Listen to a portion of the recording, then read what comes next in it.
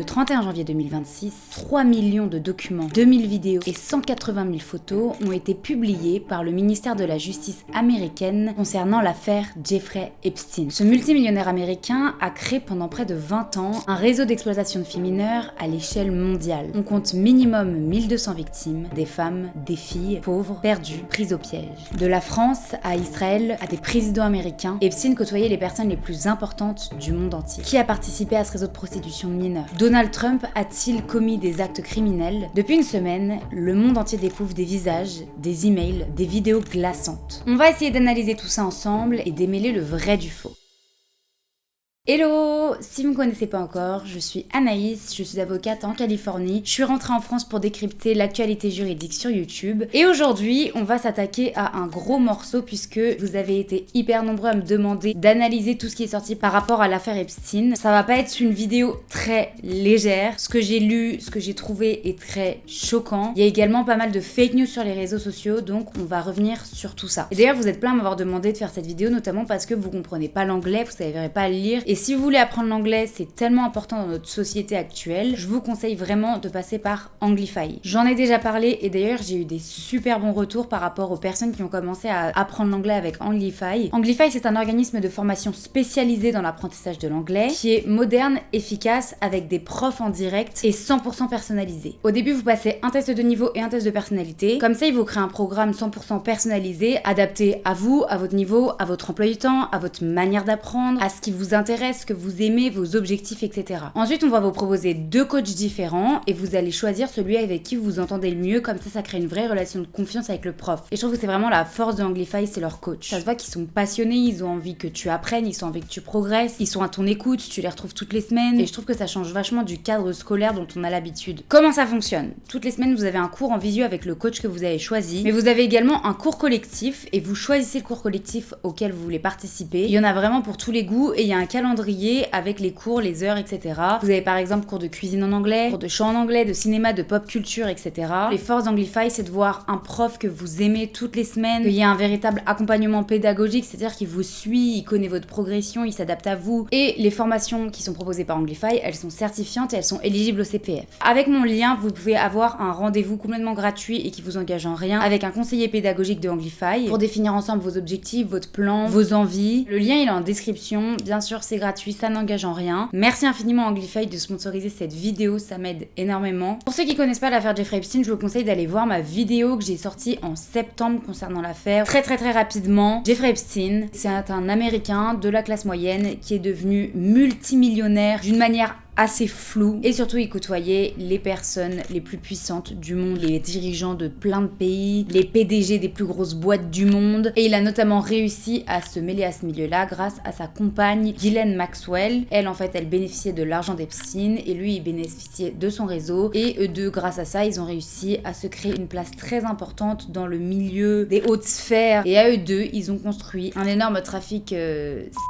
et donc la grande question c'est qui a participé à ce trafic, qui en a bénéficié et est-ce que les gens très puissants qui nous dirigent aujourd'hui sont en fait des pédophiles. En 2019, juste avant le procès de Jeffrey Epstein, le FBI avait conduit une très grosse investigation et avait rassemblé des millions de documents et ils ont donc récolté plus de 6 millions de documents durant cette enquête. Un document, c'est genre un mail. Et un deuxième document, c'est la réponse à ce mail. Donc par exemple, s'il y a 10 échanges, il y a 10 documents. Ça va très vite. Et sachez que dans ces documents, il y a énormément de choses qui n'ont rien à voir avec le trafic sexuel. Il y a plein de photos juste de Epstein qui se prend en selfie. Il y a de tout et de rien. Vraiment, tout est mélangé. C'est pas du tout 6 millions de documents à charge qui prouvent des choses. Et le problème, c'est que lorsque Jeffrey Epstein est mort avant son procès, tous les documents, ils ont été mis sous scellé. Ils ont jamais été dévoilés au grand public puisqu'ils ne sont dévoilés que lors du procès. Donc toute la question c'est de savoir est-ce qu'on sort quand même ces documents ou non parce que théoriquement on n'est absolument pas censé les publier. Mais là en fait il y avait vraiment un devoir de transparence déjà pour le respect des victimes qui ont été traumatisées. On n'a jamais reconnu ce qu'elles ont subi. Personne n'a jamais été condamné. Enfin si Ghislaine Maxwell a été condamnée à 20 ans de prison mais personne n'a jamais vraiment mis le mot ni le doigt sur ce qu'elles ont vécu et n'a reconnu ça. Qui avait ces documents depuis le début? Donc c'était le FBI mais qui est le supérieur hiérarchique du FBI FBI, eh bien c'est le ministère de la Justice, le DOJ, en fait c'est Department of Justice, et c'est eux qui ont depuis 6 ans tous les documents en leur possession. Pourquoi ces documents sortent maintenant? En fait, Trump en 2023-2024, quand il était en plein dans sa campagne pour se faire réélire, il a joué sur le dossier Epstein. Il a dit voilà, si je suis élu, je publierai tout le dossier Epstein et vous allez voir tous les noms qu'il y a dedans. Il a été réélu en 2024 et pas de dossier Epstein. Donc les gens ont commencé à s'énerver, à s'impatienter. D'ailleurs, on dit Epstein parce qu'aux États-Unis, ils disent Epstein. Je sais qu'en France, ça vous énerve quand je dis Epstein, mais c'est Epstein qu'on dit. La petite cerise sur le gâteau, c'est que Elon Musk et Trump, de base, ils étaient chapi-chapeau, sauf qu'ils se sont frités. Elon Musk est parti du gouvernement de Trump et il a tweeté: je me barre et je vous dis juste, Trump, il est dans le dossier Epstein. Et d'ailleurs, je pense qu'il est important de rappeler qu'aux États-Unis, il y a 3 grands pouvoirs. Le pouvoir législatif, c'est le Congrès, c'est ceux qui font les lois. Le pouvoir judiciaire, ils punissent ceux qui ne respectent pas les lois. Il y a le pouvoir exécutif qui exécute les lois. À la tête du pouvoir exécutif, il y a Donald Trump, donc le président, et ensuite il y a tous les ministères. Là, c'est qui a le dossier Epstein? C'est le ministère de la Justice. Il bosse avec qui? Le président. Évidemment que si Trump ne veut pas sortir les dossiers, le ministère de la Justice ne sortira jamais les dossiers. Et donc le 18 novembre 2025, le Congrès a voté à presque l'unanimité une loi qui s'appelle The Epstein File Transparency Act. C'est en fait une loi qui dit vous avez 1 mois pour publier l'intégralité de toutes les trouvailles que le FBI a faites concernant le dossier Epstein. Et donc le 18 décembre, les 6 millions de documents devaient être publiés. Ça ne s'est pas passé comme prévu? Bien évidemment! Bien évidemment!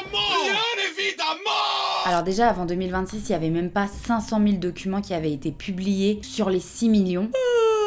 Désolée, j'ai passé mes nuits à lire les dossiers Epstein, je suis dans un état. Le Congrès a commencé à mettre de plus en plus de pression sur le ministère de la Justice en disant mais vous foutez de nous quoi, publiez sinon on va vraiment faire des procédures contre vous et vous allez avoir des problèmes. Et vous allez vous dire mais pourquoi ça prend autant de temps? Déjà de 1, le DOJ il bosse pour Trump, donc Trump ne veut pas trop que les dossiers sortent, donc ils font tout pour retarder. Et en plus le numéro 2 du DOJ, c'est Todd Blanche, c'est littéralement l'avocat de Trump. Genre c'est l'avocat qui a représenté Trump dans toutes ces procédures du passé. Et en plus, il faut savoir que c'est un travail hyper fastidieux parce qu'en fait, ils peuvent pas tout publier. On peut pas porter atteinte aux victimes, on n'a pas le droit de publier des vidéos, des photos où on voit les victimes nues, on n'a pas le droit de publier leur nom, leur date de naissance, leur numéro de téléphone, leur adresse email. Il y avait énormément de choses à anonymiser et en fait, il fallait qu'ils passent au peigne fin 6 millions de documents. C'est énorme. Sachez qu'ils ont embauché une équipe de 200 juristes qui ont passé des semaines et des semaines et des semaines à éplucher ces dossiers. Et donc, le 31 janvier 2026, le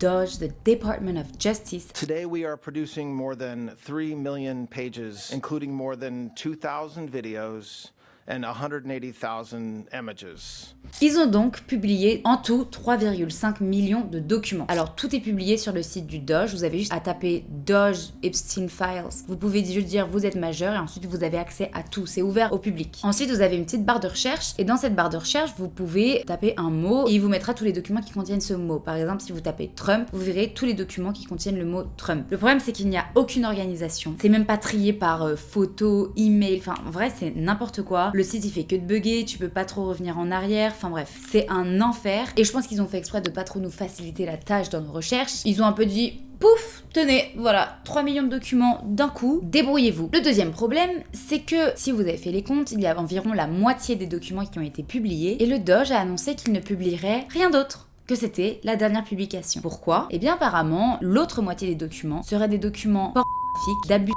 ou alors relatif à la mort. S'il y a 3 millions de documents qui montrent des choses qu'ils peuvent même pas publier tellement c'est glauque, ça veut dire que je comprends même pas comment ils aient pas pu avoir des preuves pour aller poursuivre d'autres personnes. 3 millions de documents qui montrent des crimes. Et genre, il y a personne qui peut poursuivre. Ah, bah c'est tout simplement une hallucination collective.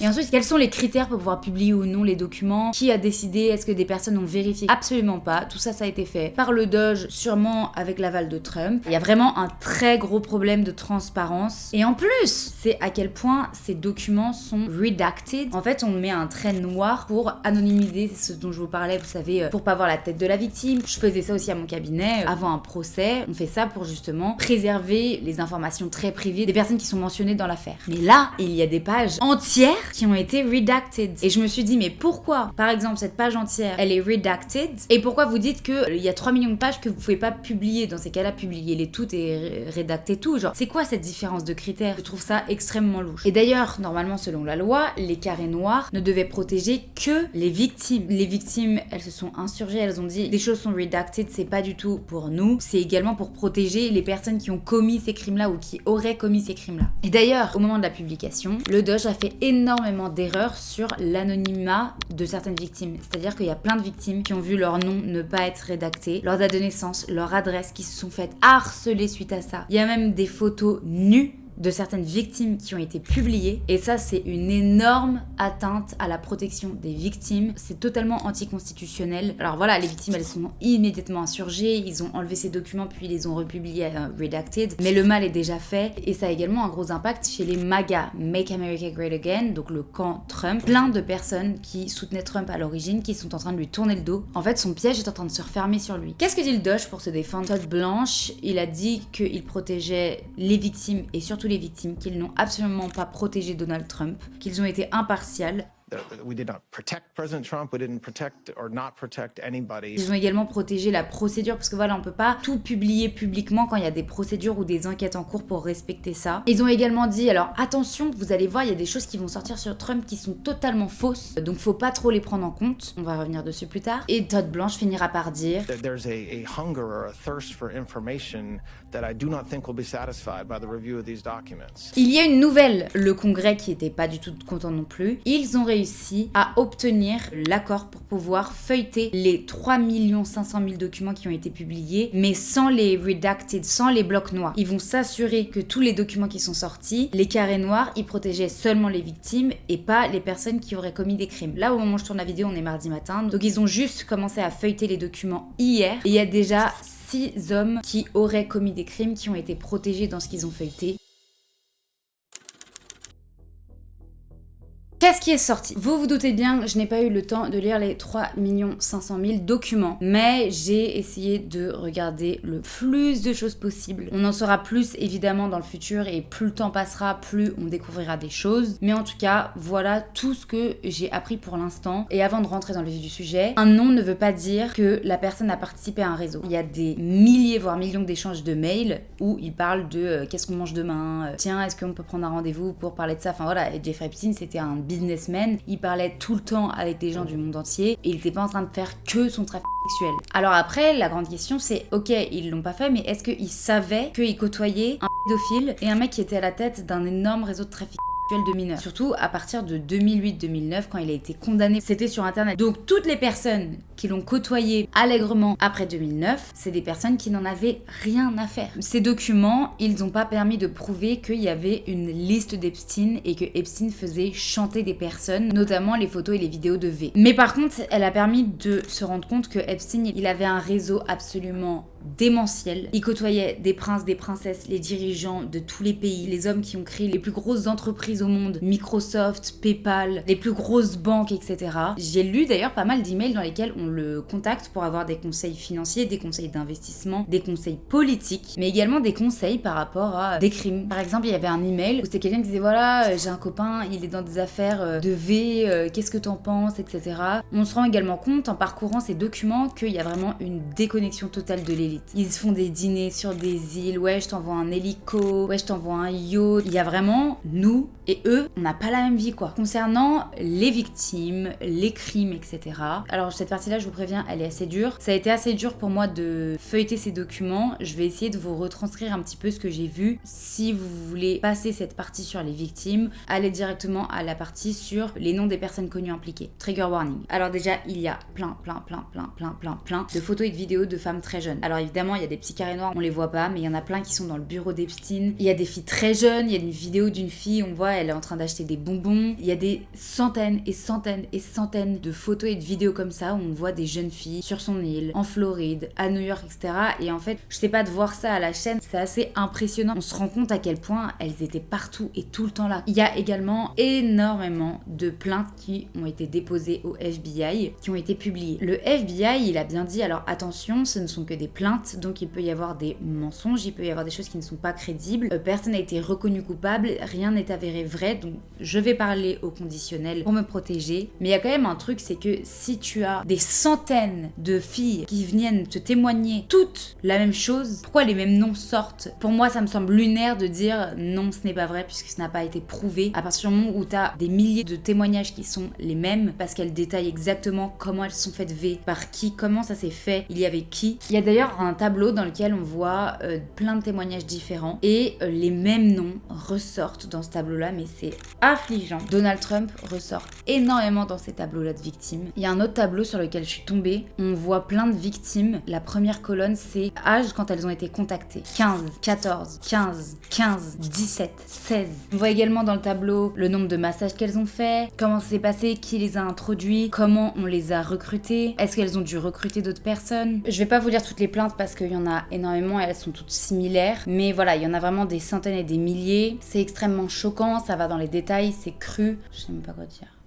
Il y a la plainte de Maria Farmer qui date de 1996. Cette plainte, elle est hyper importante parce que à cette époque déjà personne n'avait cru Maria Farmer. Elle explique qu'elle serait faite agresser en 1994 et donc ça montre qu'en fait Jeffrey Epstein, il a commencé bien avant les années 2000 son trafic sexuel. Et donc toutes les personnes, notamment Donald Trump qui le côtoyait jusqu'aux années 2000-2005 en disant non mais avant il était pas comme ça, eh bien non. Il y a déjà des plaintes qui expliquent qu'il faisait déjà cela à l'époque. Alors il y a également pas mal de documents concernant des meurtres, mais c'est très très flou. En fait, il y a pas mal de plaintes qui témoignent de personnes qui auraient été tuées, qui auraient été enterrées, etc. Par exemple, on peut lire la plaignante a rapporté que son ancienne petite amie a été victime de Donald Trump et one of them was murdered. On peut également lire une autre plainte d'une victime qui explique qu'elle a participé à des orgies et que certaines filles ont été portées disparues et que selon les rumeurs, elles avaient été tuées, brûlées et enterrées. Je suis également tombée sur un email de 2019 qui est hyper dérangeant. C'est deux personnes, donc c'est après la mort de Epstein, c'était au moment de l'enquête. Il explique que quelqu'un qui travaillait au Zohar Ranch, donc c'était une des 4 propriétés de Epstein, a témoigné et a expliqué des choses très choquantes, comme par exemple, il y a apparemment 2 filles étrangères qui auraient été enterrées sur les ordres de Jeffrey Epstein et de Madame G. Les 2 sont mortes par étranglement pendant un acte de sexe fétichiste très violent. Après avoir dit ça dans le mail, il lui dit « Voilà quelques vidéos de Jeffrey Epstein. » Alors je peux pas voir les vidéos, mais on peut voir le nom des vidéos. Vidéo avec une mineure. Vidéo de fantasme de V. Mais après, il n'y a aucune preuve comme quoi des personnes, des filles ont été tuées. On va regarder le journal intime d'une des victimes. Je vous préviens, c'est assez dur à lire parce qu'elle était mineure quand elle écrivait tout ça. Je pense que c'est la chose la plus choquante que j'ai vue dans tous les documents. C'est normal, si vous n'arrivez pas à lire, c'est parce que c'est du langage codé. Mais bien sûr, j'ai retranscrit tout ce qu'elle a dit. Donc voilà, au début, c'est mignon. On voit qu'il y a des petites déclarations d'amour. Il y a des collages de déclarations d'amour de personnes qui lui disent qu'elles l'aiment, comme voilà, de collégiens finalement. Mais on voit quand même que c'est une fille qui est perdue, qui a des problèmes familiaux, etc. Et un jour, elle raconte qu'elle a rencontré un homme et une femme à une soirée dans une très très belle maison. Et qu'en fait, c'est à ce moment-là qu'elle a rencontré Jeffrey Epstein et Ghislaine Maxwell. Et que cette Ghislaine, elle lui a dit de venir avec elle parce qu'elle avait plein de choses à lui apprendre.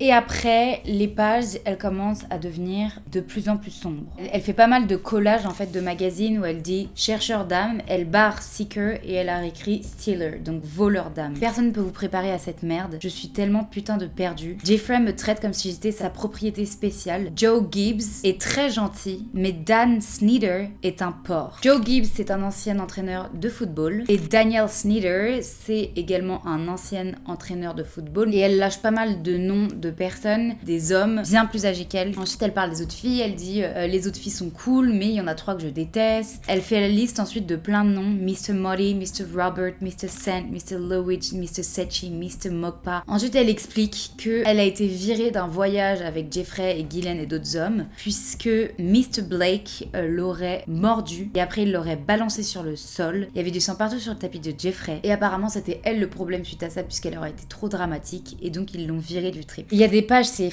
tellement bizarre. Les gens vont à ta soirée pour 2 raisons. La première, c'est parce qu'ils t'aiment. La deuxième, c'est parce qu'ils aiment toucher les enfants. Mais ça ne s'arrête pas, ça ne s'arrête jamais. Pourquoi personne ne l'a arrêté depuis le début? Est-ce qu'il y a un moyen d'être libre? Il n'y en a pas. Souris, c'était un incroyable, exceptionnel, outstanding performance pour un enfant. En fait, ces photocollages, je sais pas, je les trouve tellement choquants. Un homme terrible, avec un don pour donner des filles dans un monde de richesse et de privilèges. Tout est au sujet du pouvoir, du contrôle. Elle a fait des révélations qui sont très choquantes. En gros, elle explique qu'elle serait tombée enceinte, elle l'aurait accouché à côté de Ghislaine Maxwell. Elle fait que dire pourquoi je n'ai pas fermé mes yeux plus tôt. Elle dit que ça faisait très mal, que Ghislaine disait pousse pour sortir toute la peine, du sang et de l'eau partout sur les draps. C'est comme un sentiment quand ton ventre fait mal et tu dois pousser. Elle m'a dit de fermer les yeux, mais je les ai pas fermés parce que j'ai entendu ces petits cris. Je suis tellement perdue. J'ai vu ses petits doigts et ce petit corps dans les mains de ce docteur. Il a touché ses petits bras et ses petits pieds. J'ai fermé les yeux et plus de cris. Je ne comprends pas. Ils ont commencé à crier et à s'énerver et il a dit que ça allait être la même chose dans plusieurs mois. Je ne comprends pas ce qui se passe. Je ne peux pas aller à l'école comme ça. Pourquoi personne ne fait en sorte que ça s'arrête? Pourquoi je n'ai pas fermé mes yeux? Dans le hall, Ghislaine a dit qu'elle était belle. Je l'ai entendue. Où est-elle? Elle était née. J'ai entendu ses petits cris. Je ne peux plus faire ça. Voilà. Donc en fait là, ce qu'on comprend, c'est qu'elle était tombée enceinte, qu'il l'aurait fait accoucher et qu'il lui aurait arraché son bébé à la naissance. Alors qu'elle allait encore à l'école, elle dit je peux pas aller à l'école comme ça, etc. Et on ne lui a rien dit, etc. C'est horrible, mais ça ne s'arrête pas là, puisque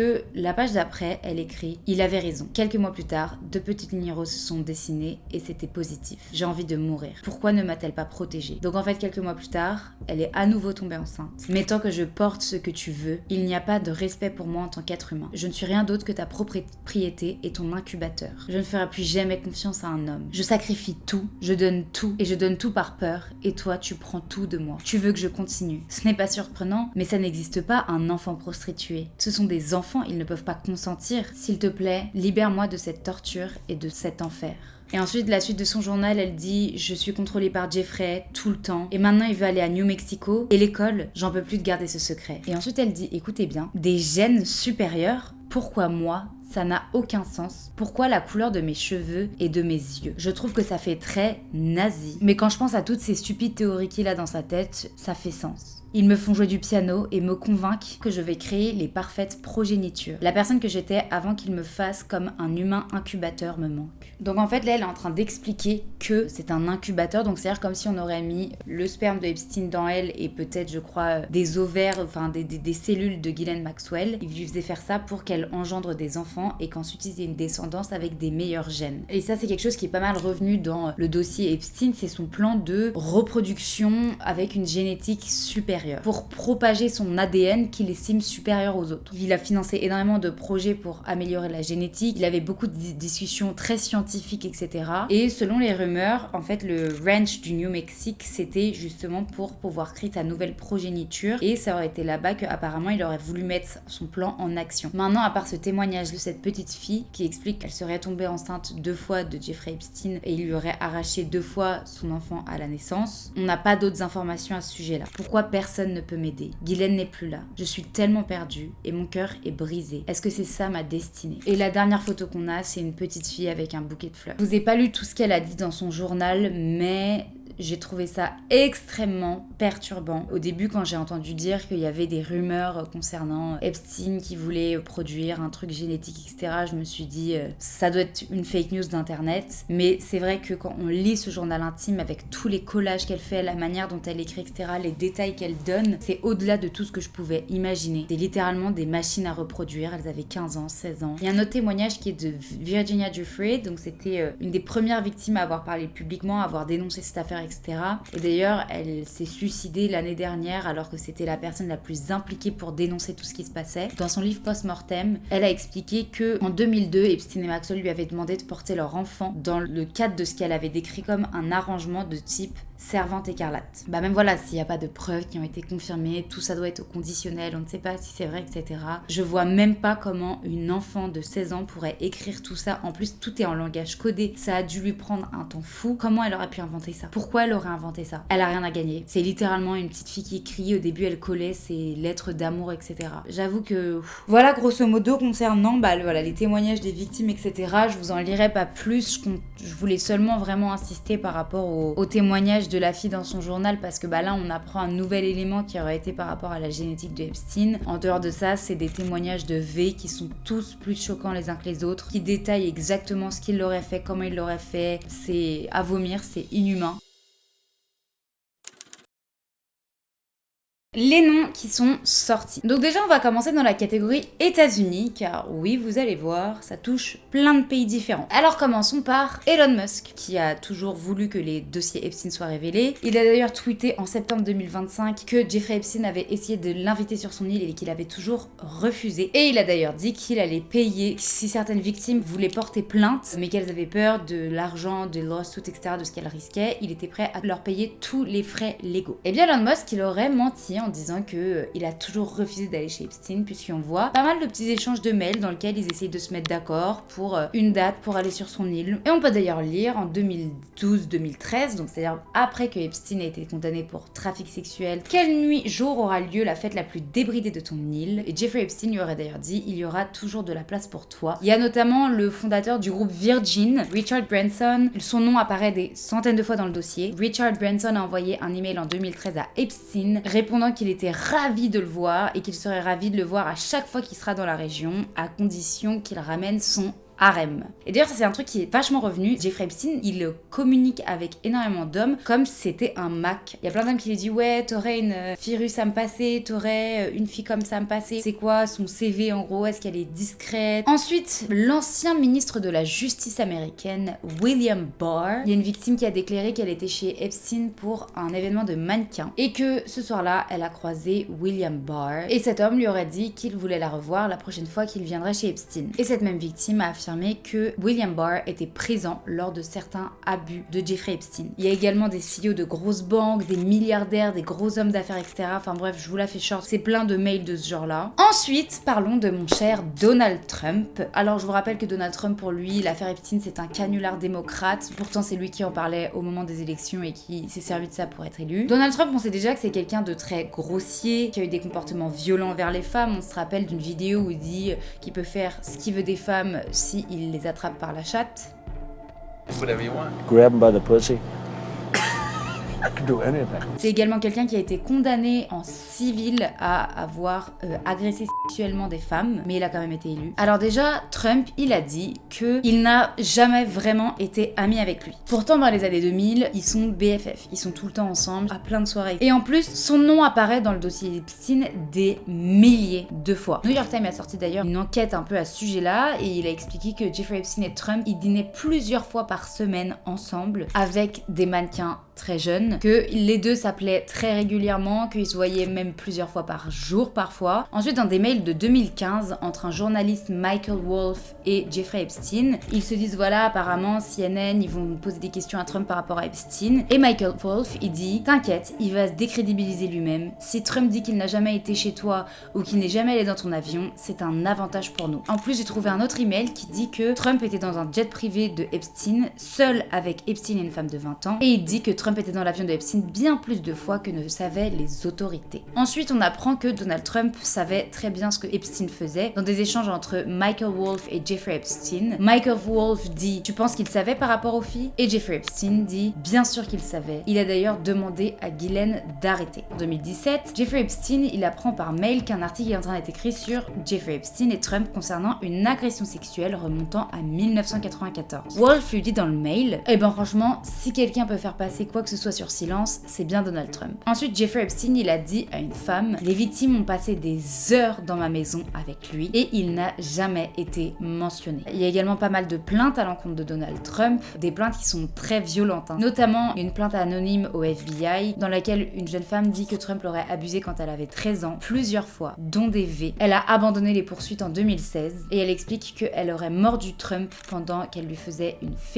et elle dit qu'elle aurait également été abusée par Jeffrey Epstein. La plaignante affirme que Donald Trump a participé très régulièrement en lui donnant de l'argent et en lui forçant à lui faire du oral. Et elle a également dit que Trump était présent quand son oncle a tué son enfant qui venait d'être né. Voilà, un nouveau témoignage assez perturbant. Alors il y a un témoignage extrêmement perturbant qui dit que Donald Trump organisait des fêtes appelées Calendar Girls, le calendrier des filles. Quand on dit girls, c'est pas woman girl, c'est fille, c'est genre une enfant. Et apparemment Jeffrey Epstein ramenait des filles et Trump les vendait aux enchères. Le témoignage dit également qu'il mesurait la vulve et le vagin des enfants et les notait en fonction de leur étroitesse. Les invités étaient des hommes âgés âgés, dont Elon Musk, Ivanka Trump, Eric Trump et Ghislaine, c'est Todd Blanche, en disant « On nous forçait à les laisser nous pénétrer. J'avais 13 ans quand Donald Trump m'avait. » Je ne sais pas à quel point tous ces témoignages sont vrais, encore une fois, ce sont juste des témoignages. Il y en a quand même beaucoup.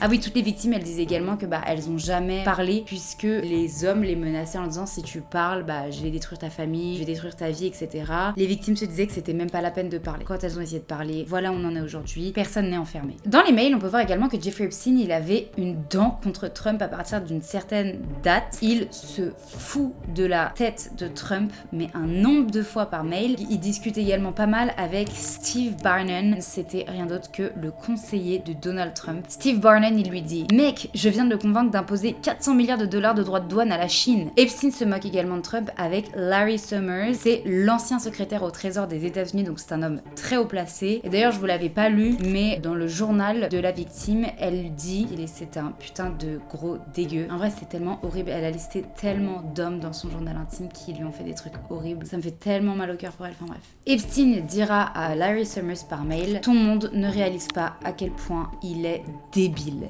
Ensuite, Bill Clinton. Petit rappel, Bill Clinton a été un président des États-Unis et c'est également le mari de Hillary Clinton qui s'est présenté en 2016 face à Donald Trump à la présidence des États-Unis et elle a perdu face à Donald Trump. Et le couple Clinton, ils sont pas mal dans le caca aussi. Déjà, il y a plein de photos qui sont sorties où Clinton, il est avec Epstein, il est avec des femmes dans la piscine, dans un jacuzzi. On sait pas si elles sont mineures ou pas, on sait pas à quelle date elles ont été prises. Il manque de contexte. Par exemple, si c'est après 2009, c'est quand même beaucoup plus bizarre que avant 2009. Mais Bill Clinton apparaît dans énormément de plaintes de jeunes femmes qui décrivent énormément de V, comme Donald Trump. Trump dira d'ailleurs sur Clinton I like Bill Clinton. I've always gotten along with Bill Clinton. I've been nice to him. He's been nice to me. We've always gotten along. Respect him. Il y a également un élément un petit peu étrange, c'est que dans la deposition de Epstein en 2016, là, les avocats, ils lui posent pas mal de questions sur Bill Clinton et à chaque fois, Epstein, il invoque le 5e amendement. C'est un amendement de la Constitution américaine qui dit qu'on a le droit de ne pas s'auto-incriminer. Ça veut dire qu'on a le droit de ne pas répondre à une question si en y répondant, on va avouer un crime qu'on a fait. Et donc en fait, en ce moment, il y a une enquête parlementaire. Ils demandent donc à pas mal de personnes de venir les voir pour pouvoir les interroger, leur poser des questions et pour mieux comprendre ce qui se passe. Bill Clinton et Hillary Clinton, ils ont refusé de venir dans un premier temps en disant qu'ils avaient dit tout ce qu'ils avaient à dire. Donc le Parlement a donc commencé une procédure contre eux et au final, ils ont fini par accepter de parler. Ils seront donc interrogés par le Parlement fin février concernant l'affaire Epstein. Il y a également Bill Gates qui a été mentionné. Bill Gates, pour petit rappel, c'est celui qui a créé Microsoft. C'est donc un des hommes les plus riches et puissants au monde. Et il a été mentionné 2 fois. Une fois, c'est un mail que Jeffrey Epstein s'est envoyé à lui-même, dans lequel il dit qu'il se sent trahi, qu'après tout ce qu'il a fait pour lui, préserver sa réputation, supprimer des mails, et pourtant Bill aurait décidé de lui tourner le dos et de mettre fin à leur relation pro-perso. Jeffrey Epstein serait extrêmement déçu de ce qu'aurait fait Bill Gates après tout ce qu'il a fait pour lui. Un autre mail qui est resté dans ses brouillons. Jeffrey Epstein affirme qu'il a aidé Bill Gates à trouver des médicaments contre des MST contractés auprès de virus, et Bill Gates a démenti en disant que c'était absurde et faux, etc.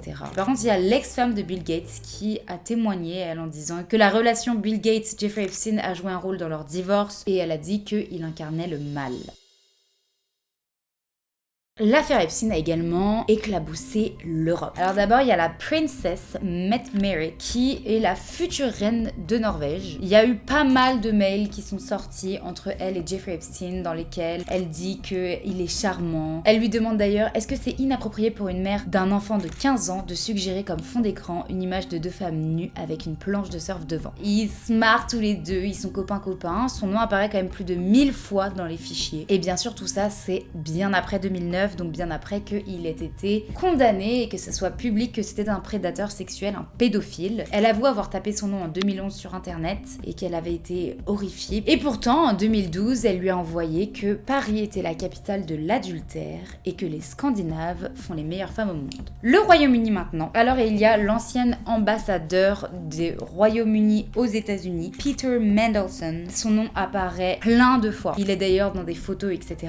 Et en plus d'être dans l'ambassadeur du Royaume-Uni Royaume-Uni aux États-Unis, c'est un ancien ministre en Angleterre. Et lorsqu'il était ministre du Commerce, il aurait transféré en 2009 un courrier interne destiné au Premier ministre relatif à la situation économique du pays, donc un truc strictement confidentiel. Il l'a envoyé à Jeffrey Epstein. Et il a également dit dans un autre échange de 2009, il a suggéré à Jeffrey Epstein de demander au patron de JP Morgan de menacer légèrement le ministre des Finances britannique pour obtenir une réduction d'une taxe sur les bonus des banquiers. Voilà, donc en gros il a fait des magouilles financières, des petites menaces, il a transmis des documents hyper confidentiels sur son pays. Au Royaume-Uni, il y a également évidemment le prince Andrew. Il y avait déjà plein de documents qui avaient fuité par rapport à lui. C'est le frère du roi Charles. Et il y a quelques mois, il a été défait de ses fonctions royales justement à cause de l'affaire Epstein. Et là, il y a quand même pas mal de trucs qui sont encore sortis à son sujet. Alors déjà, il y a des photos, vous les avez peut-être vu passer, mais c'est une femme qui semble très jeune. Elle est allongée au sol comme si elle ne bougeait pas. Cette fille est majeure, mineure, on sait pas si elle est consciente, inconsciente. Et il y a d'ailleurs un mail qui indique qu'il serait impliqué dans la mort et la torture d'une jeune fille. Donc c'est un email du 2 octobre 2020 qui affirme que Ghislaine Maxwell avait recruté une modèle dans les années 90. Au final, elle aurait été vendue comme esclave. Le prince Andrew aurait même été complice de sa mort et que sa mort est arrivée bien plus vite que prévu. Et l'homme demande dans son email un passeport pour pouvoir identifier cette jeune fille. Ça fait plusieurs fois quand même qu'on parle de filles mineures vendues comme esclaves. Et ensuite, en France, il y a Jack Lang qui apparaît de nombreuses fois dans le dossier Epstein. C'est l'ancien ministre de la Culture, mais c'est également le président de l'Institut du monde arabe. Son nom et celui de sa fille apparaissent plus de 600 fois dans le dossier Epstein. Mais alors attention, c'est rien par rapport à des actes sexuels. À chaque fois, il apparaît pour du business, parler d'achat de Riyad au Maroc, voilà. Alors Jack Lang, il a toujours assumé son amitié avec Jeffrey Epstein. Il savait pas apparemment que c'était un homme criminel. Bon.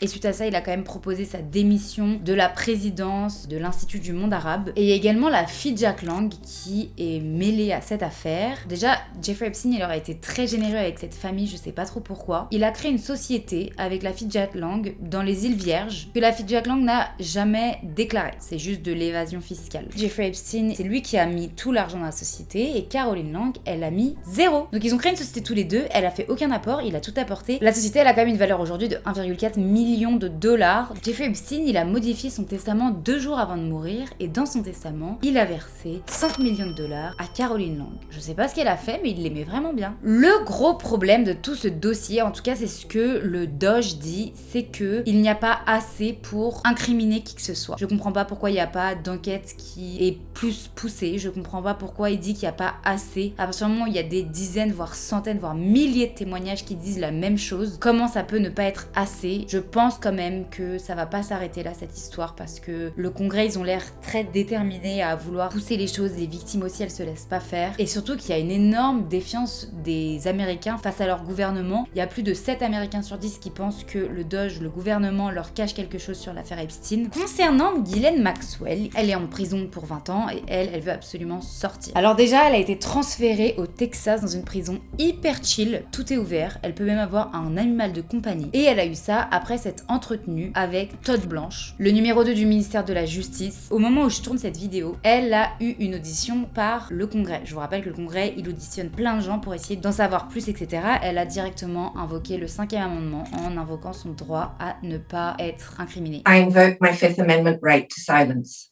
Donc elle n'a rien dit. Le Congrès a été très déçu en expliquant que elle pourrait tellement aider beaucoup de victimes. Son avocat a juste dit une chose. Elle est prête à blanchir Trump et Bill Clinton de tous les crimes possibles si elle a le pardon de Trump. Donc vous savez, un président américain peut faire sortir quelqu'un de prison s'il a été condamné d'un point de vue fédéral et criminel. C'est le cas de Ghislaine Maxwell. Ça veut pas dire qu'elle est reconnue innocente, elle a plus l'obligation de purger sa peine de prison. Donc elle a dit voilà, faites-moi sortir et je vous blanchirai. Genre la go n'en a rien à faire, genre elle est tellement égoïste. Alors il y a plein de gens qui m'ont demandé s'il y avait des liens avec le Mossad. Le Mossad, c'est le service secret israélien. Epstein, il est juif, il est entouré de beaucoup de juifs, il a pas mal de liens avec Israël, etc. Mais ça fait pas de lui un espion du Mossad. Il y a des petites choses qui sont sorties. Alors déjà, il est très proche de Ehud Barak, qui est l'ancien premier ministre, donc avant Netanyahou, d'Israël. Il y a plein de photos de eux ensemble. Il y a plusieurs photos de Ehud Barak et même la femme de Ehud Barak chez Jeffrey Epstein. Donc voilà, ils étaient vraiment très proches. En 2017, il y a un email de de Epstein à Ehud Barak, quelqu'un lui a demandé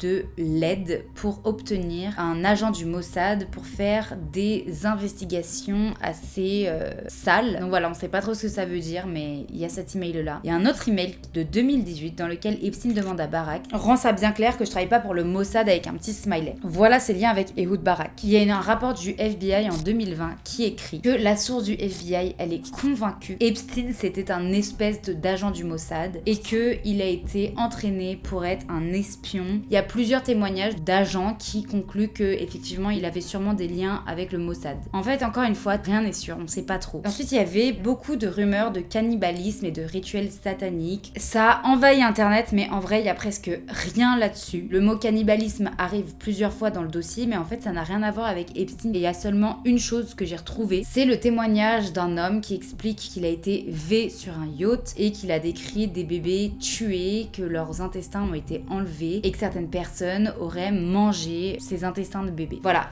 il y a un seul témoignage par rapport à ça. Alors non, ce n'est pas la seule chose qu'il y a par rapport à le cannibalisme. J'avais oublié de mentionner qu'il parle à un moment donné de bébé et de cream cheese. C'est une crème qu'on mange très souvent aux États-Unis dans des bagels. Le sujet des emails, ça s'appelle cream cheese baby. La personne lui envoie: lol, je ne sais pas si le cream cheese et les bébés sont sur le même level. Et il répond: il y a des millions de bébés, des tout petits légumes au cream cheese très très bons. Mais bon, après il parle d'endroits où ils vendent des bagels qui sont très bons. Je suis pas sûre que ce soit une preuve comme quoi ils mangent des bébés. Et il y a un email envoyé à Jeffrey Epstein en 2016 dans laquelle la personne dit: les vagins en effet c'est très faible en glucides. Et ensuite il lui dit: mais par contre j'attends encore les résultats du gluten. Alors Peter Attia c'est un docteur, donc ils ont fait des analyses par rapport au vagin. Je ne sais pas ce que ça veut dire, mais encore une fois c'est assez flou. Il y a également plein de rumeurs concernant la mort de Jeffrey Epstein. Est-ce qu'il serait bien mort ou pas? Déjà il y a pas mal de vidéos de surveillance. On peut voir qu'il avait déjà essayé de se suicider, qu'il avait été placé en cellule de surveillance suicide, qu'ensuite il avait vu des médecins en disant: mais non, je n'ai jamais essayé de me suicider, c'est absolument faux, en disant: c'est pas moi qui ai mis la corde autour de mon cou. Donc je sais pas s'il a été étranglé ou pendu. En tout cas, il y a les photos de son corps mort, il y a les témoignages, il y a les caméras de surveillance de la prison. En tout cas, il y a rien qui prouve qu'il serait pas mort. Mais par contre, il y a son frère qui a demandé à faire une autopsie de son corps. Le médecin qui a fait l'autopsie a décrit que c'était sûrement pas des fractures et des blessures de quelqu'un qui s'est pendu, mais c'est des fractures de quelqu'un qui s'est fait étrangler. C'est tout pour moi. J'espère que cette vidéo vous aura plu, que vous en aurez un petit peu plus appris. Cette affaire, c'est vraiment le résultat d'une défaillance de la justice américaine. Depuis 1996, elle enchaîne les erreurs, elle n'emprisonne pas les personnes qu'elle devrait emprisonner, les victimes essayent de prévenir les autorités, etc. Je sais pas qui est derrière tout ça, qui est complice, qui protège qui, mais en tout cas, c'est vrai que c'est très étrange qu'il y ait autant d'erreurs de la justice depuis 30 ans et que ça continue encore aujourd'hui en cachant des informations. Mais voilà, j'espère que cette vidéo vous aura plu. Merci beaucoup d'avoir regardé jusqu'à la fin. N'hésitez pas à mettre un petit commentaire, un petit pouce bleu, etc. et aller voir mes autres vidéos, par exemple sur la mort de l'acteur de Friends, Matthew Perry, qui aurait été assassiné. Il y a quand même 5 personnes qui ont été condamnées après sa mort, donc n'hésitez pas à aller voir. Gros bisous!